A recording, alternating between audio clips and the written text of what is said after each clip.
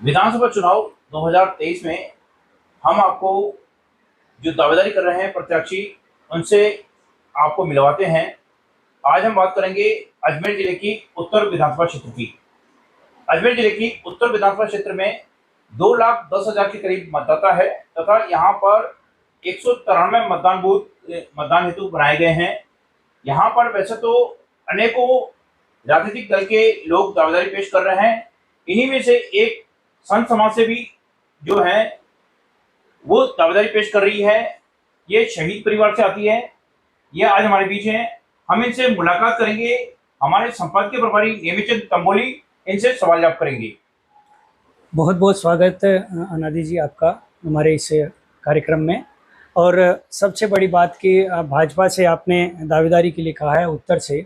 पिछली बार भी जो विधानसभा चुनाव हुआ था 2018 का, उसमें भी आपने दावेदारी रखी थी। वो कहाँ रुक गई थी या क्या उसमें कारण रहा था? मैं आप सभी के अंदर विराजमान ईश्वर को प्रणाम करती हूँ, हमारे पत्रकार बंधुओं को प्रणाम करती हूँ और आपके चैनल के माध्यम से मैं स्पष्ट रूप से अपनी बात कहूँगी। मुझे अच्छा लगा आपसे मिलके और इस मंच पर आकर। जैसा कि आपने कहा कि पिछली बार भी मैंने दावेदारी की थी, तो मैं ये बताना चाहती हूँ मैंने दावेदारी पिछली बार नहीं की थी, लेकिन समाज का एक बहुत बड़ा तबका चाहता था कि सनातनी विचारधारा के लोग सामने आए, क्योंकि मैं उस परिवार से भी ताल्लुक रखती हूँ जिसको सिंधी समाज भगवान के स्वरूप मानते हैं। अमर शहीद हेमू कालानी, जिनका पत्रिका में नाम हेमूमल कालानी है। समाज का एक बहुत बड़ा तबका ये चाहता था और उन्होंने ही इस मुहिम को आगे चलाया था। और आप जानते हैं कि राजनीति में एक बहुत बड़ा तबका भ्रष्टाचार में लिप्त पाया जाता है। समस्याओं का समाधान नहीं हो पाता, सुनवाई नहीं होती है, मजबूती से काम नहीं होते हैं, कई तरह की समस्याएं रहती हैं। तो मैं, क्योंकि ये समाज सिंधी समाज यहाँ पर है और वैसे तो कोई एफिडेविट पे कोई लिखा हुआ नहीं है, लेकिन हमें मान के चलते हैं कि हर समाज के लिए टिकटें तैयार रहती है कि इस जगह से, इस विधानसभा से इस व्यक्ति को टिकट दिया जाएगा। तो मैं, क्योंकि मेरा वंशानुगत संबंध है, मैं एक शहीद परिवार से आती हूँ और फिर मेरी गुरु परंपरा भी बहुत उच्च है। आप एक अच्छी उपदेशक रही हैं, वेदांत का आपने अध्ययन किया है और काफ़ी उपनिषद भी आपने पढ़े हैं। जैसा कि होना चाहिए कि राजनीति में धर्म का पालन होना चाहिए, लेकिन वर्तमान में धर्म में राजनीति हो रही है, इस तरीके की स्थितियां बदली, इस पर आपका क्या कहना है? मुझे ऐसा लगता है कि देखिए, व्यवस्थाएं अपने आप सुचारू रूप से चलती हैं, लेकिन कभी कभी तांडव होता है। तो तांडव नष्ट करने के लिए नहीं होता, नव सृजन के लिए होता है। और जैसे जैसे समाज आगे बढ़ता है तो समय के हिसाब से अच्छा समय भी आता है। फिर कई बार उसी अच्छे समय में कुछ गलत परंपराएं, गलत आचरण, गलत जीवन शैली, कई तरह की सामाजिक विसंगतियां पैदा होती हैं। आपने एक त्याग किया है, साध्वी का जीवन आप व्यतीत कर रही हैं, चिति संधान योग से आपका आश्रम संचालित है। जब वो भी एक सेवा का ही कार्य है, तो राजनीति में आकर सेवा का कार्य करने के लिए ये मानस किस तरीके से बना? मुझे ऐसा लगता है इसमें किसी प्रकार का अंतर विरोध नहीं है। धर्म गुरु का कार्य सेवा का ही रहता है। धर्म गुरु के लिए कोई दायरा नहीं होता, पर क्योंकि सत्ता में रह के कार्य ज्यादा मजबूती से किया जा सकता है, इस विचारधारा पे भाजपा सरकार काम करती है। और भी मुझे लगता है अब तो और भी लोग काम करने लगे हैं। भाजपा सरकार के आने के बाद में बहुत सारे लोगों को लगा कि भाई हिंदुओं का विचार को अनदेखा नहीं किया जा सकता, इग्नोर नहीं किया जा सकता। बहुसंख्यक हिंदू हैं, उनकी भावनाओं को ठेस नहीं पहुंचानी चाहिए। तो एक भाजपा के कारण बहुत सारे लोगों को जागृति आई है। तो अब हिंदुओं की परंपराओं का, सनातन धर्म का महत्व सब लोगों में जागृत हो गया है। सनातन धर्म की जो परंपरा चली आ रही, काफी साधु संतों ने इसका समर्थन किया है। तो सनातन का क्या आप वर्तमान में परिदृश्य क्या देखते हैं? सनातन कहीं कमजोर हो रहा है या मजबूती की तरफ जा रहा है? सनातन मजबूती की तरफ ही जा रहा है। कैसे, कोई थोड़ा मैं बताना चाहूंगी कि पहले भी समाज में हिंदुओं के अधिकारों का अतिक्रमण किया जाता था। अब हिंदुओं के अधिकारों का अतिक्रमण करने के पहले नेता नगरी को बहुत सोचना पड़ता है कि कहीं हम बहुसंख्यक हिंदुओं को नाराज करके अल्पसंख्यक के कारण अपना वो तो नहीं कर रहे। ऐसा ना हो कि बहुसंख्यक नाराज हो जाए और अच्छा अभी वर्तमान स्थिति ऐसी है कि अल्पसंख्यक भी बहुत समझदार हो गया है। उनको भी समझ में आता है कि बड़ी बड़ी बातों से नहीं, जमीन पे काम करने से काम चलेगा, और इस तरह की बातों में कुछ नहीं रखा है। आदमी को शिक्षा चाहिए, रोजगार चाहिए, काम चाहिए, धंधा चाहिए, और एक सुसंस्कृत समाज चाहिए, सुरक्षित समाज चाहिए। तो आजकल के पॉलिटिक्स में वो भी नहीं आते।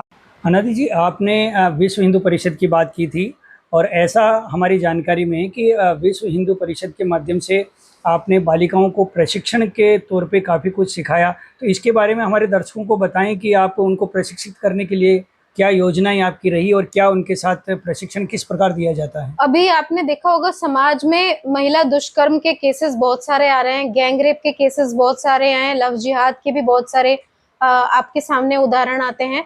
तो हमारा माताओं बहनों के लिए एक शिविर की योजना बनाई जाती है और उस पर कार्य किया जाता है, जिसमें हर 2 से 3 महीने में हम हमारी माताओं को और बहनों को लठ दीक्षा देते हैं। और हमारा लठ दीक्षा के साथ में जूडो, कराटे, आत्मरक्षा के गुर सिखाना, पूरे उनको ट्रेनिंग देना, योगा और मेडिटेशन सिखाना, और साथ में बौद्धिक प्रशिक्षण, क्योंकि आप जानते हैं कि शारीरिक रूप से मजबूत होने के बाद भी आदमी कमजोर दिमाग से होता है। तो माताओं बहनों को बौद्धिक प्रशिक्षण के माध्यम से भी वो किसी भी प्रकार की ब्लैकमेलिंग का शिकार ना हो, उनके साथ किसी तरह का दुराचार ना हो। अगर मान लीजिए उनको ऊपर कोई आक्रमण करता है या घात करता है तो वो अपनी आत्मरक्षा कर सके। इस तरह से माताओं बहनों को हर प्रकार से सामर्थ्यवान बनाने का कार्य मेरे माध्यम से। बेटियों को प्रशिक्षण के लिए कोई आयु या कोई शुल्क ऐसा कोई निर्धारण? कोई शुल्क नहीं लिया जाता है, बिल्कुल फ्री शिक्षा दीक्षा दी जाती है, बिल्कुल फ्री प्रशिक्षण दिया जाता है। हमारी मातृशक्ति सुरक्षित हो, हमारी भारत की मातृशक्ति सामर्थ्यवान हो और आत्मनिर्भर हो, और साथ में अपनी रक्षा करने में सक्षम हो। कोई ऐसे तलवार का या लठ का प्रशिक्षण लेना चाहें, आदि का प्रशिक्षण लेना चाहें, तो उनसे किस तरीके से आपसे संपर्क हो पाएगा? कहाँ पे आपके शिविर वगैरह होते हैं? मेरे हर 3 महीने में अजमेर उत्तर में और अजमेर दक्षिण में अलग अलग जगहों पर स्कूलों के माध्यम से और कार्यक्रमों के माध्यम से ये कार्यक्रम चलाए जाते हैं, जिसमें उनको अल्पाहार हमारी तरफ से होता है, टी-शर्ट उनको हमारी तरफ से दिया जाता है, लठ दीक्षा हमारी तरफ से दी जाती है, बौद्धिक प्रशिक्षण दिया जाता है, और साथ में उनसे इतना सा भी सहयोग की अपेक्षा किए बिना हम समाज सेवी लोगों का सहयोग कार्य आपका जो चल रहा है, अब तक कितनी माताओं या बालिकाओं को आप प्रशिक्षण प्रदान कर चुकी हैं लगभग? हमारे जहाँ तक पूरी वो लिस्ट बनी हुई है जिन जिन बातों ने किया आपने, ये लगभग 2 से 3 महीने के अंदर हमने। नहीं, कब से चल रहा है आपका ये प्रशिक्षण का? ये अभी 3 से 4 महीने के अंदर हमने इस कार्यक्रम को लिए, क्योंकि राजस्थान में आए दिन आप सुन रहे होंगे कि गैंग रेप के केसेस बढ़ रहे हैं। अभी आपने देखा होगा भीलवाड़ा में कुछ दिन पहले एक बच्ची को जला दिया गया, उसके साथ रेप करके उसको जलाकर रख दिया गया। तो इस तरह के केसेस जैसे जैसे बढ़ते जा रहे थे, तो हमारे मन में ये था कि हम इस विषय पे तो प्रशिक्षण देते ही हैं कि लोग किसी की ब्लैकमेलिंग का शिकार न हो। देखिए, आप स्कूल के माध्यम से देते हैं, लेकिन हमारे जो दर्शक हैं, हमारी माताएं बेटियां जो भी ये देख रही हैं, वो अगर ऐसा प्रशिक्षण प्राप्त करना चाहें तो उन्हें स्कूल के अलावा जो स्कूल में नहीं है वो कहाँ संपर्क करें? हाँ, आपको बता 9071871877। एक बार पुनः बोल दे ताकि 9829071877। और मेरे फेसबुक पे भी इसकी जानकारी समय समय पर आती रहेगी। आपके माध्यम से भी मैं जानकारी देती रहूंगी, ताकि जितना प्रचार प्रसार हो, जितना सामर्थ्यवान हमारे बच्चियां और बहनें और हमारी माताएं मातृशक्ति बने, तो इसके लिए प्रचार प्रसार का भी निश्चित रूप से साधन का प्रयोग किया जाएगा और सबको ये जानकारी विधिवत पहुंचाई जाएगी। एक आप घर घर गीता अभियान को लेकर भी आप शायद इससे जुड़े हुए हैं, उसके बारे में बताएं। ये हर हर गीता घर घर गीता की हमने एक तैयार की है योजना की, जिसमें हर व्यक्ति के पास संघर्ष करने की शक्ति हो। उसके लिए गीता जी का प्रचार प्रसार किस माध्यम से हो? हर हर गीता घर घर गीता। प्रत्येक व्यक्ति को जो धर्मनिष्ठ है उसको गीता पढ़नी चाहिए, उसको हम अपनी तरफ से गीता देंगे। और जो भी व्यक्ति हमारा कार्यक्रम कराता है, हम कहते हैं हमारे लिए भेंट पूजा की आवश्यकता नहीं है, हमको कोई दान दक्षिणा नहीं चाहिए, आप हमारे नाम से इतनी पुस्तकों का सहयोग दे दीजिए और ये पुस्तकें आपके क्षेत्र में हम बांटना चाहते हैं, ताकि हर व्यक्ति इसका अध्ययन स्वाध्याय करे और उसके लिए उनको संकल्पित किया जाए। देखिए, विश्व हिंदू परिषद शुरू से ही संत समाज को मार्गदर्शक के रूप में, उपदेशक के रूप में, पथ प्रदर्शक के रूप में हमेशा आगे रखता है।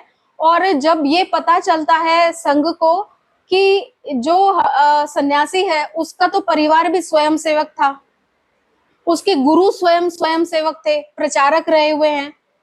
गुरु जी का जीवन पूरा धर्म के लिए समर्पित, संघ समर्पित रहा। मेरे पिताजी का स्वयं सेवक थे। फिर मेरी पारिवारिक पृष्ठभूमि हेमू कालानी से। तो ये बहुत सारी बातें जब समझते हैं तो उनको ये नहीं लगता कि कोई नया आ गया संत बन के, साध्वी बन के। उनको ऐसा लगता है कि हमारी परिवार की बच्ची है, तो ये तो हमारे परिवार की बच्ची है। उनको ऐसा नहीं लगता। आज भी मैं कह रही हूँ कि भले ही मैं संत समाज में हूँ, पर आज भी वो संत के रूप में भी मेरा मान सम्मान रखते हैं और एक बच्ची के रूप में भी मुझे अपना स्नेह और आशीर्वाद और मार्गदर्शन प्रदान करते हैं। भाजपा से आपने दावेदारी की, अभी शीर्ष नेतृत्व के सामने आपने अपनी बात रखी है कि आप मैंने समस्त जो वरिष्ठ पदाधिकारी हैं, संघ के पदाधिकारी हैं, उन सबके समक्ष अपनी बात रखी है।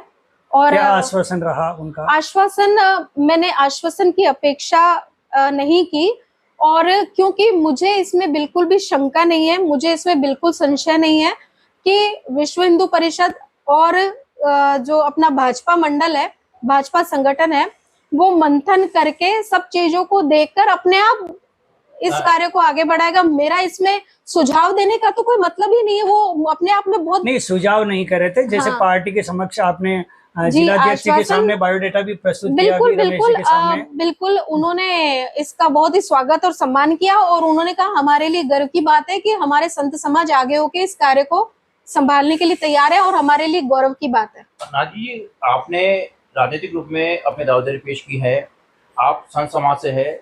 हमारे दर्शकों को बताएं कि आप संत समाज से पहले जो सांसारिक जीवन आपका था, आप कहाँ से थे और कैसे आप संत बने? अपना संक्षिप्त थोड़ा जी, परिचय। मेरे परिवार की पृष्ठभूमि वैसे तो सिंध सखर से है, जो आज के समय में पाकिस्तान में है। हमारी कुलदेवी का मंदिर आज भी पाकिस्तान में, हिंगलाज भवानी का। और जब भारत पाकिस्तान विभाजन हुआ था तो सिंधी, क्योंकि सिंधु से हिंदू बना है, और वो अपना पूरा सब प्रॉपर्टी, पैसा, दुकान, व्यवसाय सब छोड़ के वहां से हिंदुस्तान में आए, भारतवर्ष में आए। और उसके बाद हमारे दादाजी ने कठोर परिश्रम करके, बहुत ही कठोर परिश्रम करके अपना एक वर्चस्व स्थापित किया, और उन्होंने अजमेर को अपनी कर्मभूमि बनाया, और यहाँ पर हमारी शिक्षा दीक्षा हुई। सावित्री स्कूल में मेरी पढ़ाई लिखाई मेरे पिताजी ने कराई। मेरे पिताजी स्वयं सेवक थे, और मेरे दादाजी मुझे अक्सर, क्योंकि मेरा दादाजी से और मेरी दादी से बहुत अच्छा कनेक्टिविटी था, तो वो मुझे हमेशा बताते रहते थे हेमू कालानी के बारे में कि हम उनके, वो हमारे हैं, वो मेरे भाई हैं, वो मेरे भाई हैं, ऐसा करके वो अक्सर बताते रहते थे। और उसके बाद में पढ़ाई लिखाई मेरी यहाँ से एमए की शिक्षा हो रखी है। मैं समाज शास्त्र में स्नातकोत्तर हूँ, और मेरा पारिवारिक पृष्ठभूमि में एनसीसी की भी रही हूँ, जुड़ाव मेरा। और इसके अलावा बैडमिंटन स्पोर्ट्स में मेरा जुड़ाव रहा है। इसके अलावा मुझे लगता है कि मैं जब 95 में पहली बार गुरुजी से मिली, तो उसके बाद तो मेरी पूरी विचारधारा ही समर्पित, धर्म समर्पित हो गई। और उसके बाद मैंने निश्चय किया कि मुझे इसी क्षेत्र में रह के कार्य करना है, और 2008 जनवरी 6 को मैंने विधि विधान से संन्यास दीक्षा महानिर्वाणी अखाड़े से, जो और हमारा देवी संपद मंडल परमार्थ आश्रम परमार्थ निकेतन हरिद्वार ऋषिकेश से गुरु परंपरा है। मैडम, आपने अभी हेमू कालानी जी का नाम लिया है, आप कह रहे हैं कि आप उनके परिवार से हैं, लेकिन काफी लोग ये कह रहे हैं कि जो हेमू कालानी परिवार से ये नहीं आती है। आपने आज एक ये कुछ बताया है, वंशावली दी है, इसके बारे में आप क्या कहेंगे? मेरा स्पष्ट मत है, प्रत्यक्षम किम प्रमाणम, प्रत्यक्ष को प्रमाण की आवश्यकता नहीं पड़ती है। लेकिन अब जब मैं ये मानती हूँ कि हालांकि मुझे ऐसा लगता है कि मेरी परिवार की अस्मिता पे चोट है यदि कोई ऐसी बात करता है तो, लेकिन मुझे लगता है कि इस पे स्पष्ट विचार सबसे मजबूत यदि अपन मान के चलते सबूतों के रूप में, तथ्य के रूप में, और तटस्थ, बिल्कुल हाँ। बिना किसी परसेप्शन को लिए, बिना किसी पूर्वाग्रह को लिए, हम सबसे ज्यादा प्रामाणिक किसको मानते हैं? हमारे हिंदू धर्म में पोथियां बनाई जाती हैं, जो हमारे परिवार वाले लोग भी रखते हैं और हमारे पुरोहित भी रखते हैं। उनमें आपको पूरी मेरे परिवार की डिटेल मिल जाएगी। आज अगर आप हेमू कालानी की बात करेंगे तो आप किसी से पूछेंगे कि उनके पिताजी का नाम क्या था, तो आप नेट पे सारी जानकारी आपको मिल जाएगी। लेकिन आप कहेंगे हेमू कालानी की 6 पीढ़ियों का आप हिसाब दे सकते हो क्या? वो 0/नील सन्नाटा हो जाएगा, वो जानकारी मिल ही नहीं सकती। लेकिन आज मेरे परिवार ने उन पोथियों को संभाल के रखा, मेरे पुरोहितों ने उसको संभाल के रखा, तो हमारे पास तो हमारी 6 पीढ़ियों का 7 पीढ़ियों को हम हिसाब देने के लिए तैयार है। तो इसीलिए इसमें शंका का कोई कारण ही नहीं है कि मैं हेमू कालानी के परिवार से हूँ कि नहीं हूँ। निश्चित रूप से इसे होता कि आप हेमू कालानी परिवार से हैं। मैडम, हाल ही में प्रधानमंत्री नरेंद्र मोदी ने राजनीति में महिला आरक्षण को लेकर एक बहुत बड़ी बात कही है। मेरे लिए ये बड़ी गर्व की बात है और मेरे लिए बहुत बड़ा आश्वासन है कि अगर महिलाओं को सम्मानित करने के लिए मातृशक्ति वंदन अधिनियम पारित किया गया है या उसको आगे लाने की मुहिम है, तो इससे बड़ा तो कोई दावेदारी और इससे बड़ी तो कोई बात हो ही नहीं सकती। इसका मतलब मातृशक्ति को आगे लाने के लिए राजनीतिक मंच पे उनको समानता का अधिकार देने के लिए मोदी सरकार बहुत पुरजोर तरीके से काम कर रही है। मैम, आपने अजमेर उत्तर विधानसभा क्षेत्र से दावेदारी पेश की है। वर्तमान में जो अजमेर उत्तर विधानसभा क्षेत्र है, इसे आप किस प्रकार से देखते हैं? किस प्रकार की जन समस्या यहाँ पर है? देखिए, समस्याएं बहुत सारी हैं जिनमें बहुत कुछ मुझे लगता है कि सुधार होने के बाद एक नवीन अजमेर की कल्पना हम कर सकते हैं। और सबसे बड़ी समस्या मैं तो कहती हूँ, आप बड़ी बड़ी समस्याओं को छोड़ दीजिए, मैं तो आधारभूत समस्याओं की यदि बात करूं तो सबसे बड़ी तो जल की समस्या है हमारे सामने। वो जल की समस्या ऐसा नासूर बन गई है कि ये हर दिन की समस्या हो गई है। 6 से 7 दिन में पानी नहीं आता और घर में माताएं बहनें जब पानी भरने के लिए नल खोलती हैं और जब पानी का टाइम होता है तो आधा घंटा बड़ा धीरे धीरे से आता है। तो बहुत सारे परिवारों में तो लगभग हर तीसरे चौथे दिन टैंकर मंगाना पड़ता है। सबसे बड़ी समस्या ये है कि बीसलपुर जब बनाया ही अजमेर के लिए गया था, तो अजमेर के लिए कोई समाधान क्यों नहीं है? अब सवाल ही उठ सकता है कि मेरे पास क्या समाधान है, मैं क्यों नहीं इस पर अनुसंधान करके काम कर सकती? जब बीसलपुर नहीं था तब बीसलपुर के बारे में सोचा गया, परिकल्पना की गई, तभी तो बीसलपुर आया। इंदिरा गांधी परियोजना के बारे में किसी ने नहीं सोचा था। आज पूरा हमारा राजस्थान का हिस्सा, गंगानगर, हनुमानगढ़, ये सारे खिलखिला रहे हैं ना, जहाँ पे कभी खेती बाड़ी की समस्या होती थी। भाजपा संगठन से आपका अभी जैसे आप दावेदारी कर रही हैं, तो इससे पूर्व आपका जैसे विश्व हिंदू परिषद से आपने बताया, भाजपा में किसी पद पे आप रही, कोई दायित्व आपने निर्वहन किया है? क्योंकि होता ये है कि वो कहते हैं कि साहब पार्टी में बाहरी व्यक्ति आता है और उसको टिकट मिलता है, ऐसा बाहरी व्यक्ति कभी नहीं, मतलब पार्टी के साथ थोड़ा सा रहा है। पार्टी के साथ मैं आपको बताऊं, भाजपा का संबंध मेरा डायरेक्ट नहीं है, मेरे परिवार का पूरा संबंध है। मेरे दादा कट्टर भाजपा के वो रहे, मेरे पिताजी कट्टर भाजपा ही रहे। मैं खुद भाजपा के मंचों पे भाजपा के नेताओं का प्रचार प्रसार करने के लिए, उनके मान सम्मान के लिए जाती हूँ। तो मेरा अब अगर कोई कहे कि कई भाई आपने है ना सदस्यता कब ग्रहण की, वहां से हम मूल्यांकन करेंगे, तो ये बात मिथ्या है। इस बात का कोई धरातल इसलिए नहीं है, मैं तो शुरू से, और उसके पीछे भी कारण ये है कि भाजपा के लोग सदैव मान सम्मान के लिए संतों को बुलाते ताकि उनके पक्ष में माहौल बने और अब उनकी विचारधारा को पब्लिक तक पहुंचा जाए, क्योंकि पब्लिक नेताओं से ज्यादा संतों पे विश्वास करती है कि संत अगर कोई बात कह रहा है तो उसकी बात में कहीं ना कहीं जिम्मेदारी है, वास्तविकता है और वस्तु स्थिति सही कर रहे हैं वो। देखिए, जहाँ पर कई दावेदारी होती तो अक्सर ये चल रहा है, अभी आप देख रहे हैं जो सीनेरियो है, अभी परिदृश्य है, उसमें देखा जा रहा है कि जो समाज जिसका नेतृत्व कर रहा है, हालांकि अभी वर्तमान में भी सिंधी समाज से हैं और आप भी उसी समुदाय से एक यहाँ पर कर रही हैं, नेतृत्व के लिए आप आगे आना चाह रही हैं, तो क्या लगता है सिंधी समाज का आपको कितना % सपोर्ट रहेगा? जब हेमू कालानी की बात आती है, जब सिंधी सीट को बचाने की बात आती है, जब भगवाधारी की बात आती है, पूरा समाज एक हो जाता है। क्या बात करते हैं आप? पूरे समाज को एक होना है। फिर तो मैं कोई केवल सिंधी समाज से नहीं हूँ, मैं भगवाधारी सन्यासिनी भी हूँ। मेरे पास संत महात्माओं का भी समर्थन है, मेरे पास पूरे सकल हिंदू समाज का समर्थन है। जब कन्हैयालाल हत्याकांड हुआ था तब सबसे ज्यादा सकल हिंदू समाज की रैली संतों के सानिध्य में निकाली गई, 25,000 हिंदू इकट्ठे हुए थे। तो संतों का जब नाम आता है, समाज के क्रांतिकारी अमर शहीद हेमू कालानी का नाम आएगा, उसके परिवार के लोगों के साथ ये लोग नहीं होंगे, मेरे साथ नहीं होंगे, तो फिर तो किसी के साथ नहीं हो सकते। तो ये तो बात ही मिथ्या है, इस बात का तो कोई धरातल ही नहीं है। मैडम, राजनीति में अभी देखा जा रहा है कि जो राजनेता है उनके साथ साथ संत भी काफी दावेदारी पेश करने लगे हैं, काफी संत चुनाव जीतकर प्रतिनिधित्व भी कर रहे हैं। ऐसे में जो संतों का राजनीति में प्रवेश है, उसे आप कैसे मानती है कि राजनेता अच्छे विकास करा सकता है या संत? मुझे ऐसा लगता है कि जिसके मन में सेवा का भाव है तो व्यक्ति अपने तरीके से हर प्रकार से कोशिश करता है, नेता के भी प्रयास पूरे रहते हैं। ये बात अलग है कि वो उसमें कितना सफल होता है नहीं होता है, पर संत तो जब भगवा धारण करता है तो उसके जीवन का तो कोई और उद्देश्य नहीं रहता, अगर वो सच्चा संत है तो।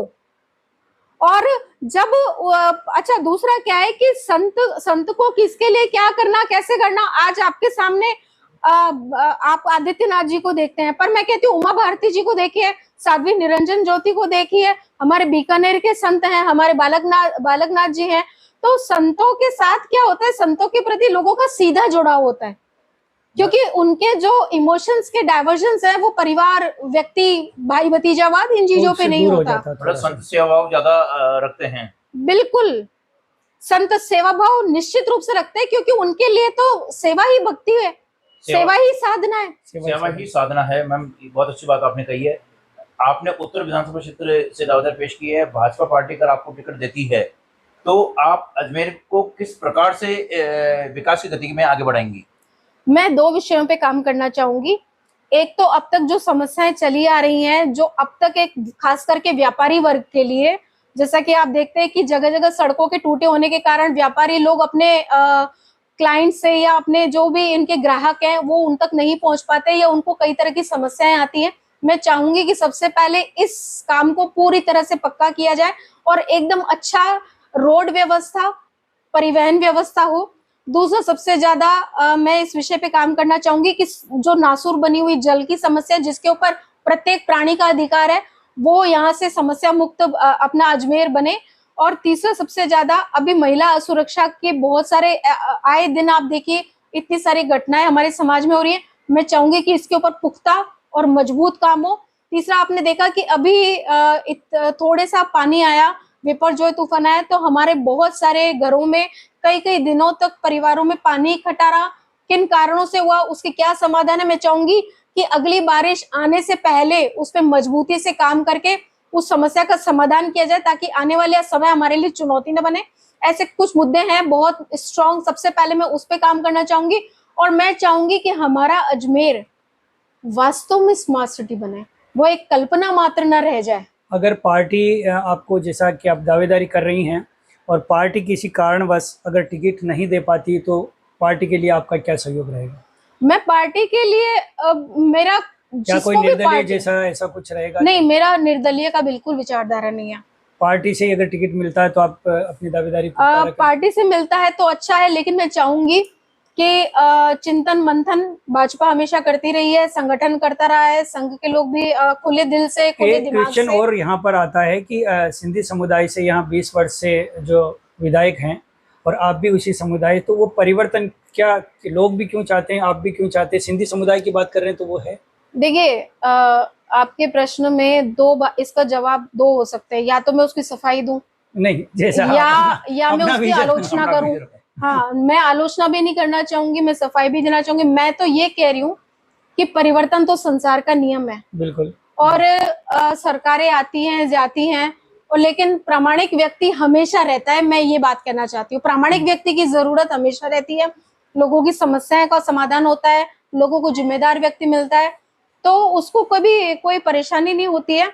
और एक अच्छे, सुंदर, स्वस्थ और साफ सुथरे अजमेर की मैं कल्पना करती हूँ। मैम, आप हमारे मतदाताओं को अपने कुछ बात करना चाहें तो वो बता, कोई संदेश, तो संदेश आपका देना चाहें? अजमेर उत्तर के मतदाताओं मैं एक ही संदेश देना चाहूंगी कि अगर पार्टी मुझे मौका देती है तो अगली बार हो सकता है चुनाव ही ना हो, क्योंकि इतना अच्छा हम लोग काम करने की सामर्थ्य रखते हैं कि अगली बार चुनाव लड़ने की जरूरत भी है। सामने किसी और प्रत्याशी को खड़ा करने की जरूरत है, इसकी गुंजाइश खत्म हो जाएगी। मौका आपको देना पड़ेगा, मैं स्पष्ट कह रही हूँ, मौका जनता को देना पड़ेगा। जनता के हाथ में शक्ति है, सत्ता अगर कोई कहे नेता के हाथ में, मैं कहूंगी नहीं, जनता के हाथ में। और आज की जनता इतनी समझदार है, इतनी समझदार है कि वो बहकावे में, रिश्वत में, कोई सोचे 500 रुपए का नोट दे दूं, कोई सोचे भीड़ इकट्ठी करके जनता को भ्रमित करूं। आजकल सब लोग पढ़े लिखे हैं, समझते हैं, जिम्मेदार हैं, और अपने वोट का सही उपयोग करना, सदुपयोग करना अच्छे से समझते हैं। तो अगर जनता, अगर टिकट भाजपा देती है और जनता का पूरा आशीर्वाद और पूरा समर्थन मिलता है, तो मैं दावे से कह सकती हूँ आपकी आशाओं को कभी निराश नहीं होने दूंगी, आपको कभी पछतावा नहीं होगा। ये थी अनादि सरस्वती, जिन्होंने भारतीय जनता पार्टी से उत्तर विधानसभा के लिए अपनी दावेदारी पेश की है। इन्होंने कहा कि मेरा कर्म ही सेवा है, मेरा धर्म ही सेवा है। ये ईमानदारी से सेवा का जो प्रण इन्होंने लिया है, संत समाज हमेशा से ही सेवा करता आ रहा है। ऐसे में अनादि सरस्वती की जो दावेदारी है, ये उत्तर विधानसभा क्षेत्र में काफी प्रबल दिखाई दे रही है, क्योंकि उत्तर विधानसभा क्षेत्र में जो अधिकांश मतदाता है वो सिंधी समाज से है। और अनादि सरस्वती जो है ये हेमू करानी जो परिवार है, शहीद हेमू करानी, उनसे आती है। ऐसे में जो लोगों की भावना है वो भी इनसे काफी जुड़ी हुई है। ऐसे में माना जा रहा है कि उत्तर विधानसभा क्षेत्र में जो इनकी दावेदारी है ये काफी प्रबल है। अब देखना होगा कि भारतीय जनता पार्टी किसे दावेदार बनाती है। मैं नेमिचंद तंबोली के साथ विजय पाराशर। आपका बहुत बहुत धन्यवाद।